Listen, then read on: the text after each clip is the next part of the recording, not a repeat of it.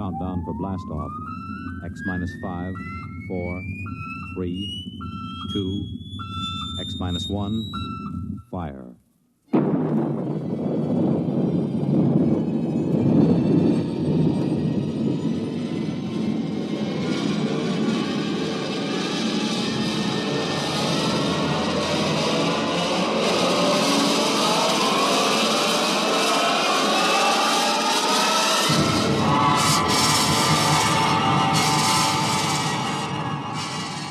From the far horizons of the unknown come transcribed tales of new dimensions in time and space.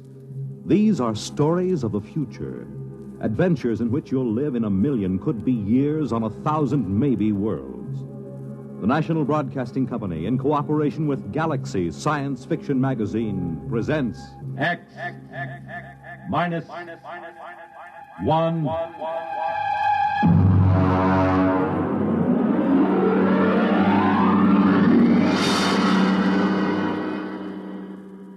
Tonight, StudentBody by F.L. Wallace.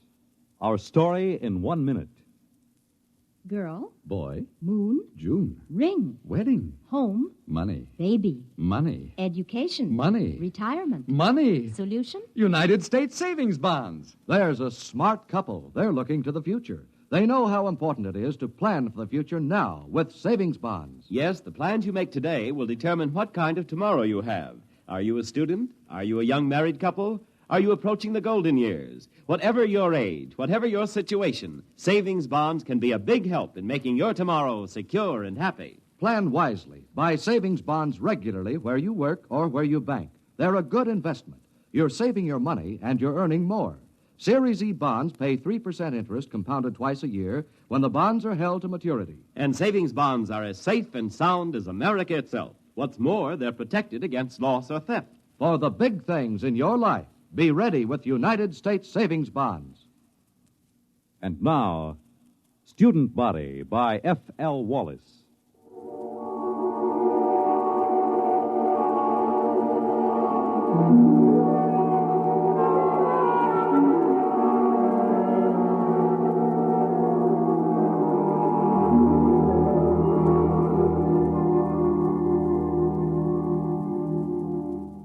Emergency report to Central Colonial Service. Subject Planet 7G63, Glade. Reporting Dano Marin. Special assignment from Biological Control. Report consisting of standard universal tapes and special recorded comment. First segment, landing day +1. 6 a.m. sidereal mean time.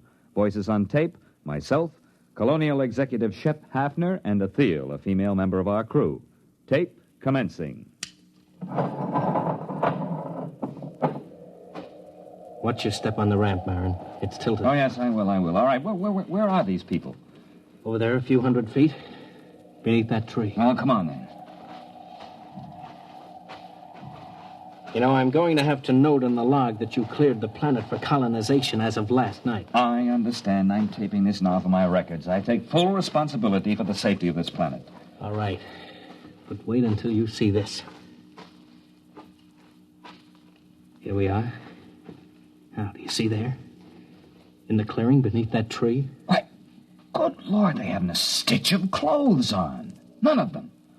That's just what I told you. Are they all right? No, they're just asleep. You can see them breathing. Look here, Hafner, who gave them permission to sleep out here in the open? Shh, don't wake them yet. I gave them permission, Marin.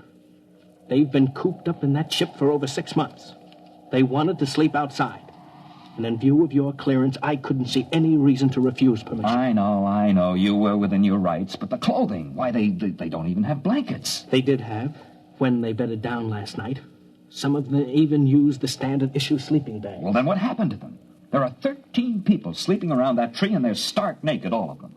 Last night you told me there was nothing dangerous on Glade. Do you still think so? I know so. I have the complete biological survey. Does your survey account for anything like this? You know it doesn't. That's what I thought. Okay. Now you've seen it for yourself. Let's wake them up and get them back to the ship. No, wait. You better wake them one at a time. This will be embarrassing enough for them as it is. Yes, I suppose you're right. I will wake the nearest one first. That's Athel, our lab technician. Yes, well, here, take my jacket. Cover her with it before you wake her. All right. Wake up, Ethel. All right, Ethel, wake up. It's Executive Hatton. What? Oh, what is it? I am sorry, Ethel. Something has happened. Oh, my clothes. My blanket, everything's gone. Now, be careful. Don't wake the others. Yes, the others. Why, good heavens, they're all that way. Ethel, just go back to your cabin on the ship. Everything is all right. We'll explain it to you when we have the others safely back. But I feel so foolish. How could this happen? What's the meaning of it? Now, just get back to the ship. Your clothes back there are perfectly safe. Yes, all right. Well, thank you. You told her we'd explain it later, Hafner. Do you think we can? That's your job, isn't it? This planet is as new to me as it is to you. You're the biologist. What destroyed their clothing? It would have to be something that could destroy both blankets and clothing without waking the people. Nocturnal insects? Ordinarily, I'd say that was a distinct possibility if it weren't for the fact that our surveys show no evidence whatsoever of any such insects on Glade. Your survey could have missed them, couldn't it? Not if they existed in any great quantity. Besides, if insects were the answer, there should be some kind of evidence of them right here in the area where Ethel was lying. Certainly one or two of them would be crushed when she rolled over in her sleep. Well, that sounds reasonable. Now, look for yourself. There's absolutely no sign of anything at all here. Well, what about some chemical, some vapor oozing from the ground? No chance at all. I'd rule that out completely. Then what? Well, there's the tree itself. I suppose it could exude some sort of a chemical that might dissolve cloth, but I can check that in the lab. Well, we'd better arouse the rest of these people and get them back to the ship. Hey, wait. What? What is it? Why, it's some kind of an animal. Just caught a glimpse through there. Ah, there he is. Yeah, you see behind that bush? Yeah, it looks almost like a chipmunk. Yes, and he's feeding on something. Why, it looks like a piece of cloth. Marin, do you think that... Shh, he doesn't hear us. I'll just ease up to him now. Closer. Now. You got him. Oh, well, hey, you little devil. Watch out, Marin. He's got sharp teeth. You're telling me. Easy there, boy. Easy. Like to have your head stroked? Sure you do. That's the boy. He's calming down. Yes, look at that. He's nestling in the crook of my arm, almost like a kitten. Almost. Marin, I hope you don't mind short sleeves. Now, what do you mean? He's already eaten half the sleeve off your shirt. I think we've found the answer to our problem. The animal was a small furry mammal resembling an Earth-type rodent. Its overall length is 14 centimeters, weight 512 grams. Fur stringy and sparse, color a light beige, indicating no particular protective coloring. The animal was placed in a special cage in a biological laboratory aboard ship for further study. Next tape, landing date +2. Can we exterminate it? Oh, that's quite a job. How about locally? Hardly. It's ecologically basic. Look, Marin, you're from biological control. I've just got an executive's rating. Well, look, you know how control works. They send a survey ship over and record the neural currents of the animals. They get everything that has a brain, including insects, and they take a few specimens to check the patterns. Now, here's the report on Glade. The survey shows that this animal is one of only 4 species of mammals on the planet. It is also the most numerous. So if we kill them off here, others will swarm in from other areas. Yes, that's about it. There are probably millions of them around the planet. Of course, if you want to put a barrier across the connection to the mainland, you might be able to wipe them out locally. Look, Marin, I've got a tight schedule. I can't spare dirt-moving equipment for that. By the way, what do they eat? Well, as far as I can see, anything. Insects, fruit, berries. You could call it an omnivore. Now that our clothing is handy, it eats that, too. I thought our clothing was supposed to be vermin-proof. It is on 27 planets. On the 28th, we met up with a little fella that has better digestive fluids, that's all. Oh, he's eating a leather belt right now. Yeah. Are they likely to bother the crops we plant? They shouldn't, but then I would have said the same thing about our clothing. All right, Marin, you worry about the crops. Find some way to keep them out of the fields. Meanwhile, everyone sleeps inside the ship until we can build dormitories. Biological examination of omnivore posed this question. Why only 4 species of mammals on Glade? No reptiles and only a few birds. On all comparable planets, a large variety of species. Nearest Earth parallel, fossil remains from the late Carboniferous show creatures like the omnivora, but on Glade there appears to be no further evolution. Next tape segment, L plus 22, place, temporary warehouse, Quartermaster Crone, and myself. There you are, Mr. Marin. They got in every seed, sack, and barrel in this part of the warehouse. Well, what makes you think it's mice? Look, I've worked in grain elevators for 30 years in Kansas. Look at the way that sack is gnawed. And look over there. Droppings. Well, it's not exactly... I know. So they're mice-like. I want to know how to get rid of them. Have you tried poison? You tell me what poison to use, and I'll use it. They got into a 100-pound sack of arsenic and went through it like it was whipped cream. Well, how did they get in? It's a fused dirt floor, isn't it? It should be pest-tight. But see, there are cracks along here. They must have burrowed through. They were loose in here, and we don't have time to build another warehouse. They've got to be controlled here. Well, catch me a few of them alive, and I'll see what I can do. Next morning, a dozen live specimens of mice-like mammals were delivered to the lab. No 2 of them were affected by the same poison, and the poison developed to control the omnivora was completely ineffective. Alternate discussed with Executive Hafner and Machinist Tully of Computer Engineering. Next tape, L plus 24. Hafner, Tully, and myself. I tried it out yesterday, Mr. Hafner. I think I've got all the bugs licked now. Tully, I don't want any more metal used than is necessary. This isn't standard authorized equipment. You're not dealing with a standard authorized problem. Are you ready to activate the device? Sure thing. Here, help me get it down from this assembly bench down on the floor. All right. There you go, Kitty. Now, what do you think of her?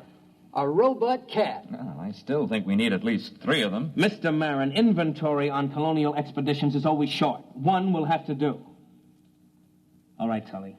Show us how this mechanical mouse catcher operates. You better get out of the way, Mr. Marin. If you've touched any of the mice in the lab, she'll go for you. She reacts to smell as well as sight and sound. All right, Tully, start it up.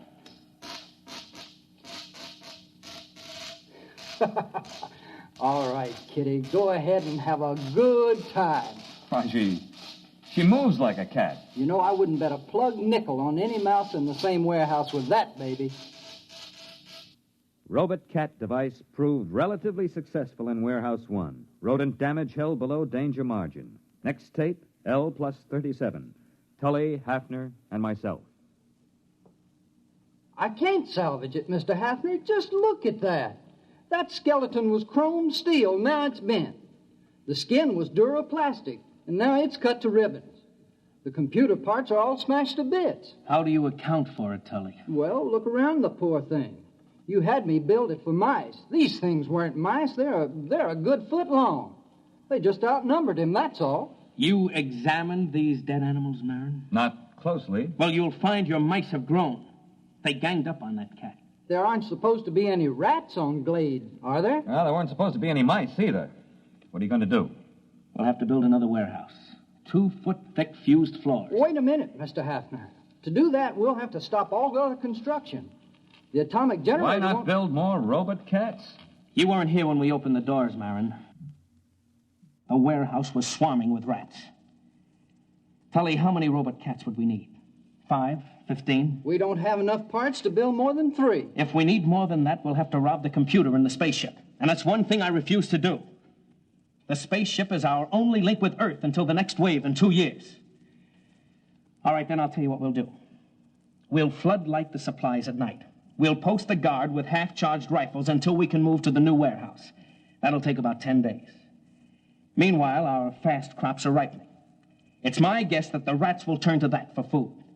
Now, in order to protect our future food supplies, you'll have to activate your cold storage animals, Marin. Mr. Hafner, it's against regulations to release any cold storage animals on a planet until after a complete investigation. That takes 10 to 20 years. This is an emergency. I don't want to be responsible for another rabbit-infested Australia or that planet in the Centauri system that the snails took over. Marin, I'll take the responsibility. You're recording now, aren't you? Yes. All right. If that isn't authorization enough, I'll put it in writing. Well, the beast I've got for this job won't be any good against rats this size. You've got hormones. Use them. Dead rats were gathered and frozen for further study. Observed animals, a wide variation in size.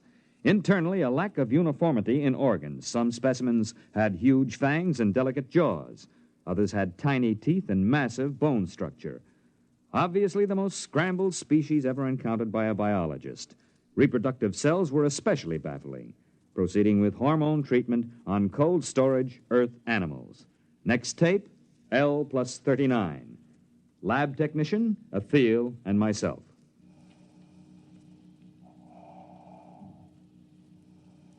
First one is coming out of it, Mr. Marin. Yes, that makes 85% viability. That's not bad.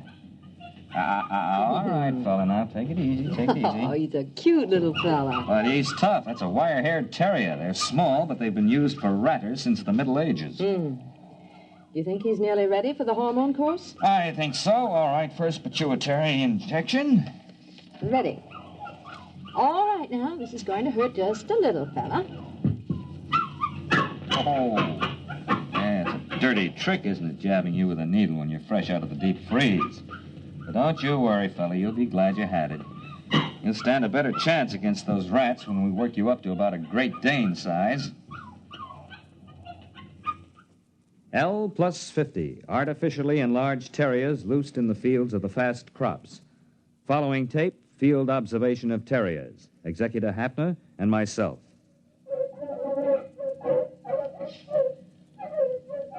How long have they been at it, Marin? Since daybreak. I have to bring the dogs in at night and shoot them full of antibiotics. Will the dogs last? Well, this crop will be harvested in about a week. We'll make that. And there'll be 2 weeks to rest up before the next fast crop shows above ground. I think we've got the rats licked for a while. Well, when you get a chance, you might ask some of those PhDs in Central how they happened to hand us a survey and forgot to give us a few details like mice and rats. I have been checking on that, Mr. Hafner. I don't think there's any doubt. When that survey was made before we landed, there weren't any mice and rats on Glade. Then where did they come from? How did they get here? I don't know. But we're going to have to find out. Research project on pseudo-mice and pseudo-rats interrupted by field trip with Biological Survey Officer Whitehead. Tape L plus 63 in field geological survey vehicle. Whitehead and myself. You think you got troubles? Can you read a sonar map? No. Here, look. See this scope? It reads straight down about 10 miles. I'm supposed to be out looking for oil shale, but I got kind of interested in this. Look, first few feet down, you can find fossils. After the first few feet, that's about 20,000 years, there are no fossils until you get way down here. That's about the same as late Carboniferous on Earth. Then you get the fossils again. It doesn't figure. But isn't that usual? Changes in geological eras? You don't get it, man. I'm not talking about eras, I'm talking about years. Straight down from here, 20,000 years ago, this was a desert. And then 3 years later, it was a jungle. 5 years after that, there was a glacier. Earth normal would be 50,000 years or more for a change like that. What caused it? Yeah, you've got me. Fluctuations in the sun, I don't know, but talk about changeable weather. This planet really has it. Based on accumulated data, theory developed regarding mammalian life on planet Glade. Tape L plus 65. Place temporary headquarters of Executive Hafner. Marin, I've got a lot of work to clear up this morning. I thought you might like to know where the mice came from. They don't bother us anymore. I've also determined the origin of the rats. They're under control. I wonder if they are, Mr. Hafner. What do you mean? Mr. Hafner, I've checked this with Whitehead. Between 100 million years and 20,000 years ago, this planet was changing violently and quickly. The first change wiped out the dinosaur just the way it did on Earth. But it kept on changing. Desert, glacier, jungle, and all this within the lifespan of a single animal. For 1 million years, this was the norm of existence on Glade. I've checked geological survey. The planet is stable now. Well, that's not what I'm getting at. The point is, survival was difficult. Only one species of mammals managed to come through. Now, wait a minute, Marin. There are 4 species, ranging in size from a squirrel to a water buffalo. One species. They're the same. If the food supply for the largest animal increases, some of the smaller so-called species just grow up.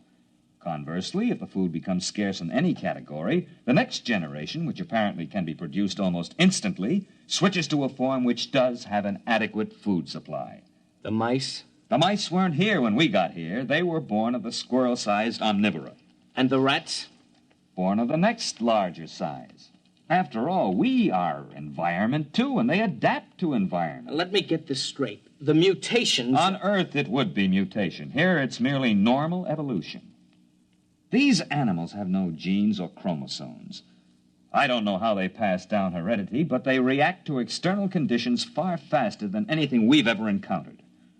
Then we'll never be free from pests unless, of course, we rid the planet of all animal life. Yeah, you mean with radioactive dust? That won't work. They've survived worse. Oh, maybe we could leave the planet. Leave it to the animals. I could exercise authority under Clause 364. It's too late for that. What do you mean? We sent back the specimen ship. The animals are on Earth, too. But those specimens were in cages. Yes, but the next generation would be small enough to get out through the bars. They'll be running free in the cargoes of the spaceships. They'll land on Earth, and the first thing you know, a new mutation of rats will appear. They won't have any reason to connect it with the specimens from Glade. They won't be able to vermin-proof every building on Earth. No, we've got to stay here. We've got to study the animals here and find out how to beat them. If we can. Next tape, L plus 83. Place, Field Outpost. Quartermaster Crone, Hafner, and myself. I saw it, Mr. Hafner. I saw it. Are you sure? There. Do you see that tree? No, the big one. The white flowers? That's the one. I saw it behind there. Can you describe it? Well, I didn't get a good... That's it. That's what I heard. It sounds like a tiger. I've heard them like that in India. You watch. Right by that tree. Hey, look out. It's heading this way. Give me that rifle. Hurry up. Shoot. Try again. I've got it. Come on, let's take a look. Now look out. It might be still alive. No, I hit it square with that second charge. What in the devil is it? It's a good 8 feet long. What do you make of it, Marin? Well, except for the lack of markings, it closely resembles a tiger. Look at those claws. We chase the rats out of the warehouse, they go to the fields. We hunt them down in the fields with dogs, and they breed tigers. Well, that's easier than rats. We can shoot tigers. Wait a minute. We've been here less than 3 months, Marin. The dogs have been in the fields only 2. And that tiger's mature. How do you account for that? I am not sure, Mr. Hafner, but I imagine if the survival factor is high, the young don't ever have to be young. What? They can be born as fully functioning adults.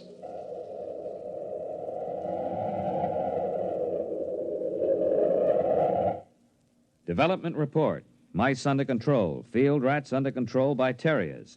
Tiger-like animals under control with searchlight and rifle.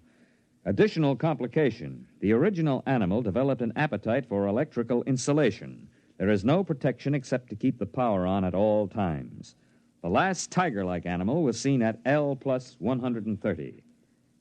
After that, the attack ceased. By L plus 2 years, the animal seemed to have been controlled in all its forms. However, 3 months before the next colonists were due, a new animal was detected. Food was missing from the fields. Dogs were useless. The animal seemed to roam the fields, and the dogs did not attack.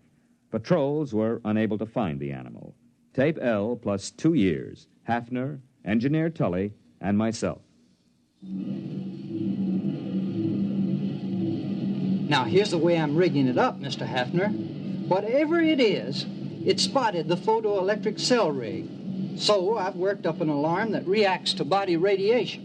You're sure the animal won't spot that? Well, I'm burying it in the field. Then we'll move the visible alarms to another field. All right, Tully. As soon as the alarm goes off, notify Mr. Marin and me. Do you understand? Yes, sir. Just as soon as the alarm goes off. L2 plus 15. Radiation alarm sounded. Place, field station, Hafner, and myself.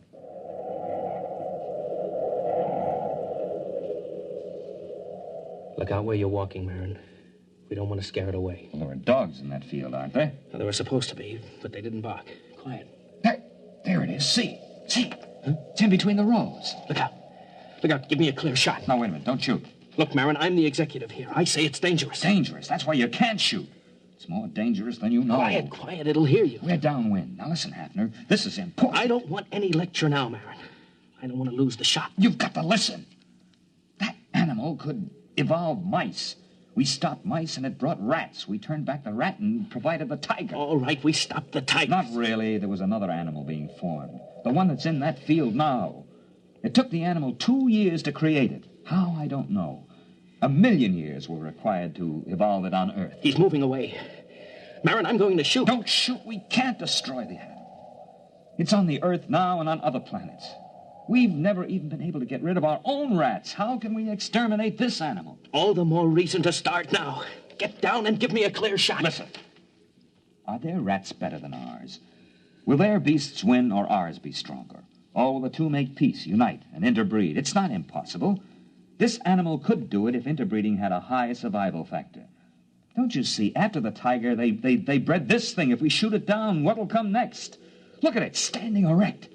Opposable thumbs, binocular vision, a large brain capacity. This one I think we can compete with. It's the one after this that I don't want to face.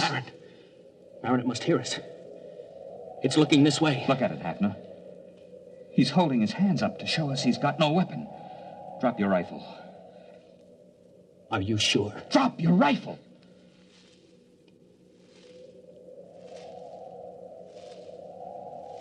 He's coming this way. He's got one of those white blossoms in his hand. Yes. Must be a sign of peace. Wait. It looks almost like a man. I wonder what's inside that body. I wonder what's inside that head.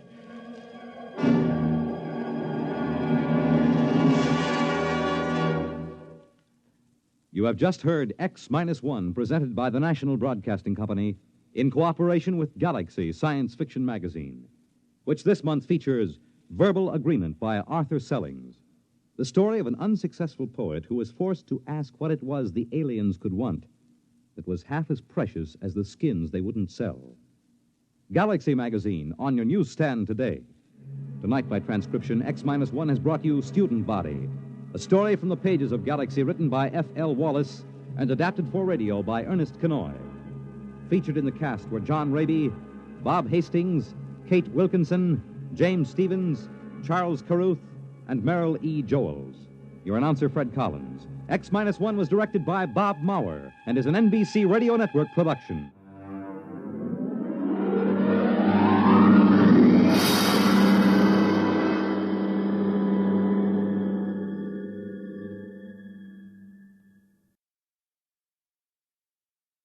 Suppose you met a man in a tavern and he told you quite seriously that he wasn't a man at all, that he was the last Martian left alive.